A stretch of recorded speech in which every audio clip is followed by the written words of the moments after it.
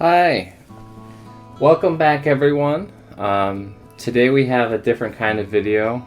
Today I'm going to show off my collection. I've been collecting since like July of this year really, but I started collecting back when I was in middle school and then into high school, and I kind of stopped halfway through college because I didn't have a job. So a lot of these series are series I've really never talked about on the show here, the channel. Because it's been so long since I read them. This bookshelf me and my girlfriend made together. It was mostly her because it was supposed to be a gift to me, but I did help her out quite a bit with all this stuff as well. And we also still have a lot of work to do.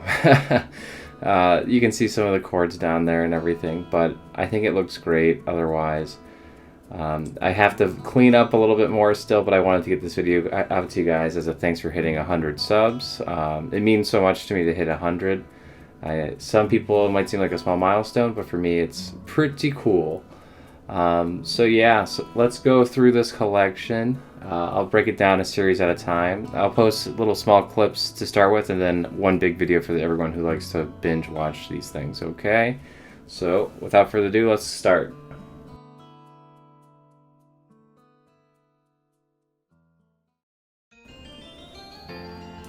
So I have these labeled alphabetically. I would like to change it to alphabetical by author, but for now we're going to keep it this way.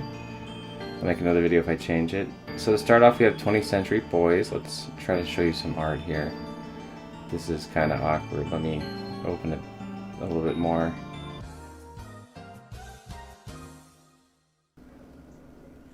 Oh, okay. Alright, so let's just do this. So 20th Century Boys is about this group of friends who have grown up and kind of gone into their own thing, gotten into their own funk.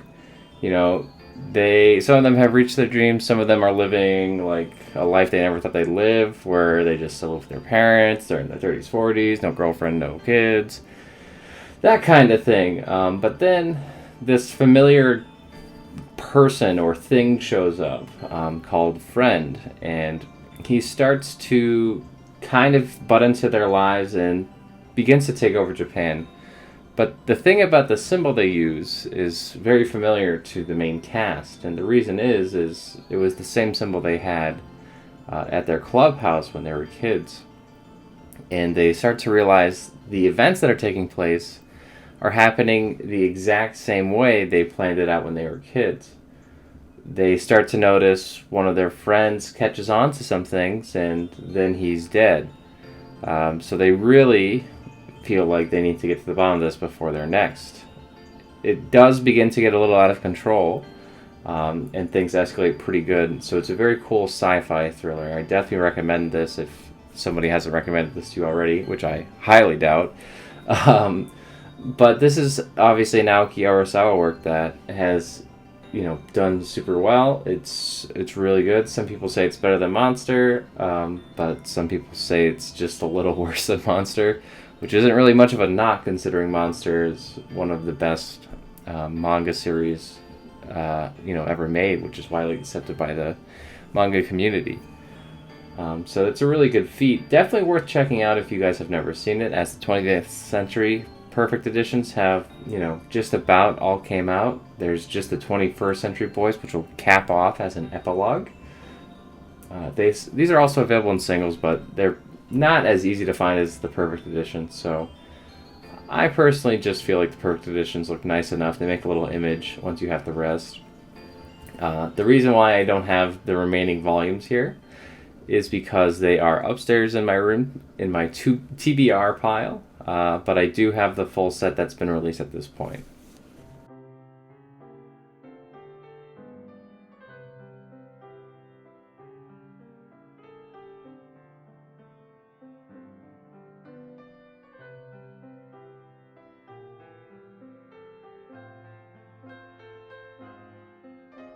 Next on the list is a manga I actually haven't even read yet. I have a few duplicates, which is what you're seeing on the shelf here. But this is a certain scientific railgun. It's a spin-off of a certain magical index set in this futuristic world called Academy City, made up of 80% of students, many of whom are espers possessing unique psychic powers. It follows Mikoto Misaka, who is an electro master, who is the third strongest of a mere 7 espers who have been given the rank of level 5. The series focuses on the exploits of Mikoto and her friends Kuroko Shirai, Kazari Uiharu, and Ruiku Satin prior to the events of a certain magical index. So this kind of acts as a prequel. This has been like super popular, and this series is pretty hard to find. So if you're interested in picking up this series, probably should act sooner than later. It was harder to find during the pandemic, but it was still really hard to find before it. So this is not a series that's really easy to track down, so good luck to anybody hunting it. Definitely check around Mercari and things like that. That's actually where I got my set, was Mercari. Next will be A Silent Voice. Just going to pull out a random volume here. These covers are all pretty similar. They show the emotional states between the two main characters here. Shoya Ishida and Shoko Nishima, the two main characters. Shoko is the deaf girl on the right, and Shoya, I don't know how else you say it, is the guy on the right who bullied her when they were younger. They kind of move apart from each other and grow up, and the main character realizes he's being, he's been a huge jerk to himself, to her and kind of his friends, but he also gets bullied throughout the series. So it's kind of a touching story, a lot of drama, a lot of high school angst and hormones, things like that. People constantly thinking they're doing things wrong, but other people thinking that they're doing things so great because they did those things. It's a really good story and a coming-to-age tale that I definitely recommend reading. If you can get the box set for a good deal, it goes on sale pretty often, like Amazon, for like 40 or 50 bucks. So I wouldn't pay too much money for this series, but I would definitely pick it up, or at the very least watch the movie. I hear the movie's quite good as well. Coming up on the next series to show off, I gotta think of good transition words, Jesus. The Heroic Legend of Arsene. This is actually by the same creator as the creator of Fullmetal Alchemist, if you can believe it. So after Fullmetal, the author decided to then make a manga called Silver Spoon. Following that, it was this one. I have everything up to date for this series, but I just have not read it.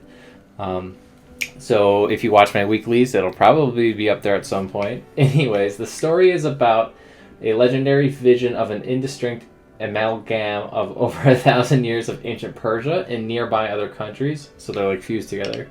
While the world in which it takes place is one where magic obviously exists, said magic is extremely limited in nature. Until the middle of the anime, the only magical happenings involve a few spells on a giant humanoid monster. There are many evil monsters, such as ghouls and winged monkeys, sounds like Wizard of Oz, that appear in the second half of the novel series. Especially in the first half of the series is at a core a war story taking place between human nations. In addition, there are underlying themes of exploring the repercussions of slavery on society and having an absolute monarch who treats the poor as cattle and the religious obsession. Anyways, this is based on a light novel. I was just reading you guys the plot, according to Wikipedia, of the light novel. The manga follows it pretty closely, and there's also an anime as well. I haven't watched the anime at all, but, I mean, like, it's the same mangaka as Fullmetal. I mean, how bad can that possibly be? So I really have high hopes to read this when I do read it.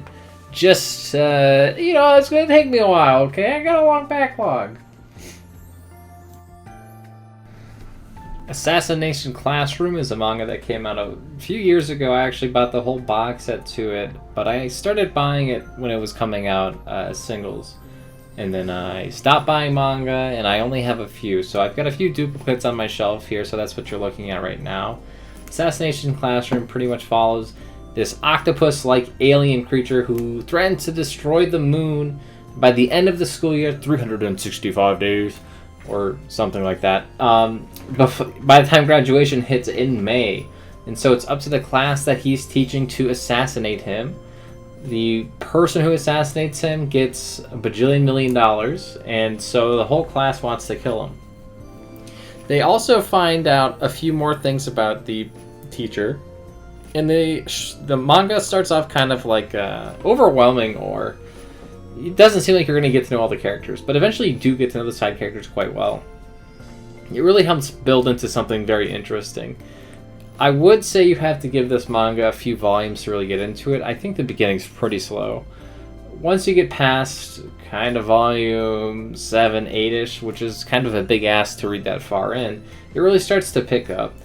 It's definitely a series I recommend to people, and the author is making, I think it's called Flower Samurai currently in Shonen Jump, which is another series that I definitely want to check out. I hope it gets printed to English. I'm sure it will, because most of the shonen titles do. But yeah, this is definitely a great title. It's very funny, it's action-packed, and there's some drama to it as well.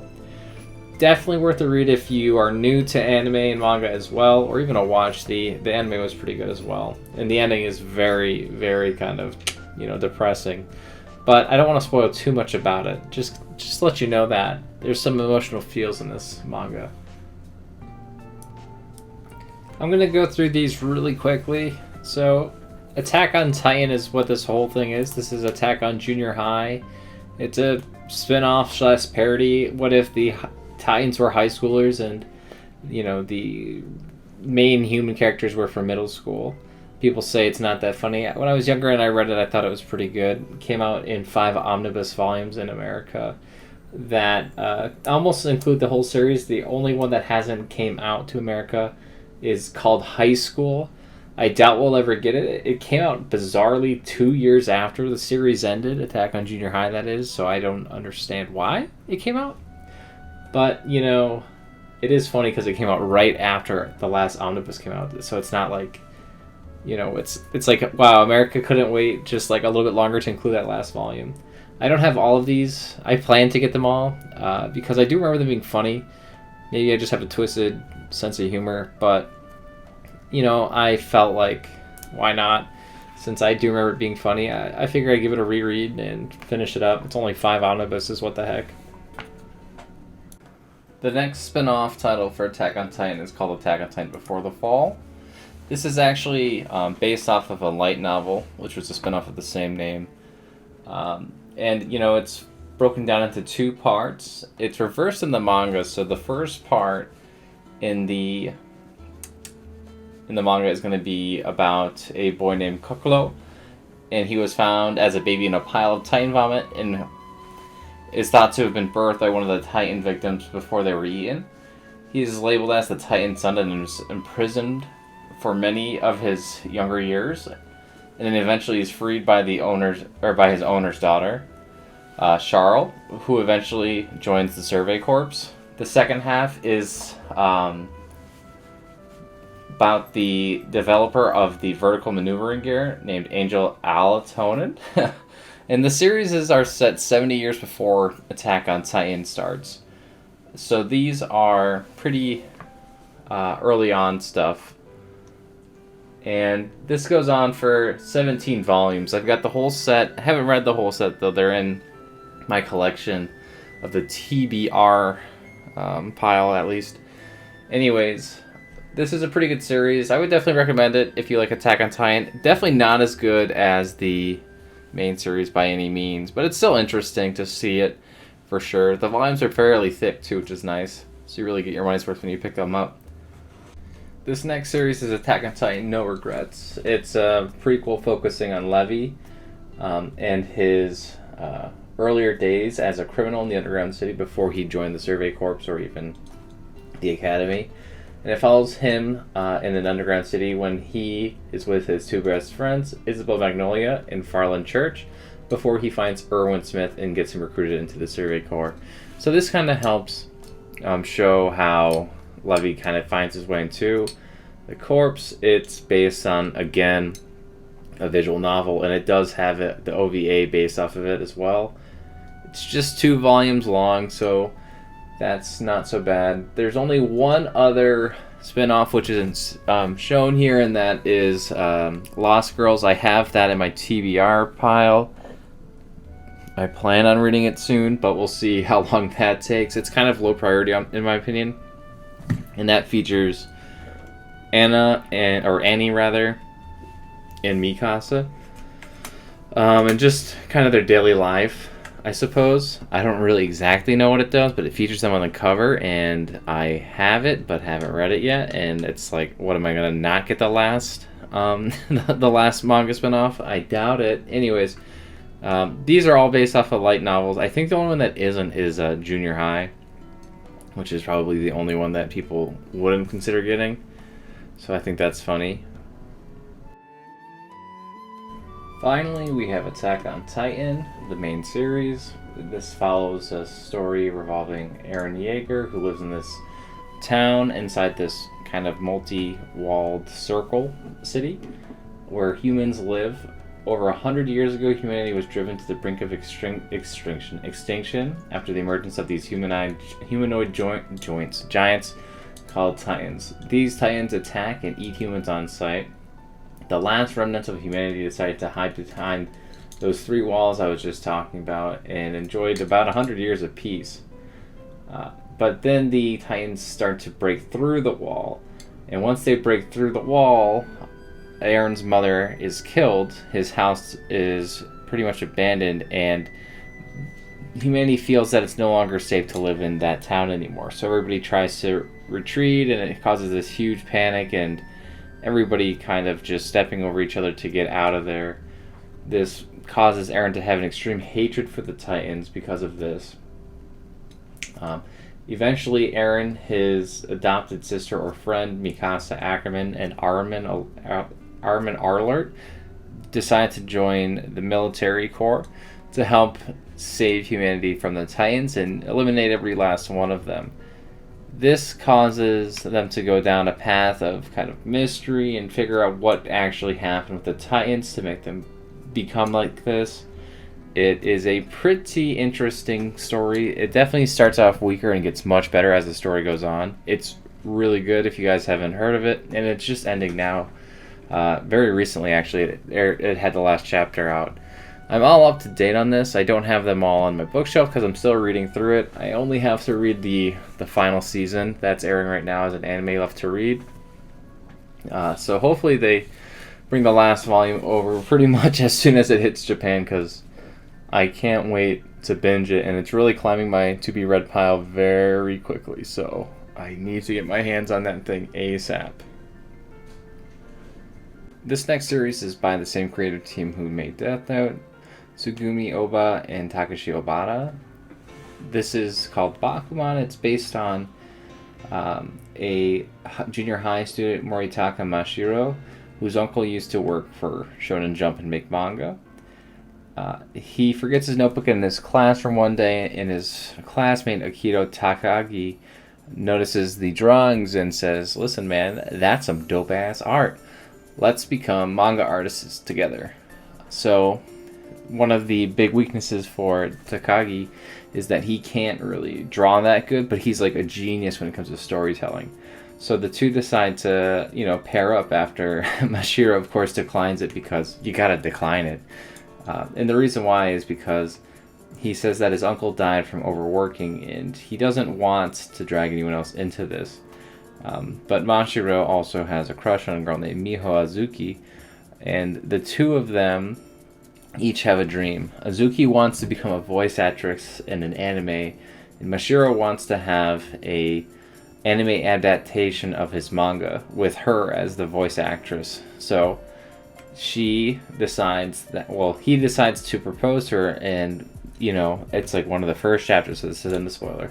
He decides to propose to her and say, "We should get married when our dreams come true, but not until then." And so they don't see each other really at all throughout the manga for the most part, because it's part of the condition to not meet, face to face. They can still text and chat with each other though.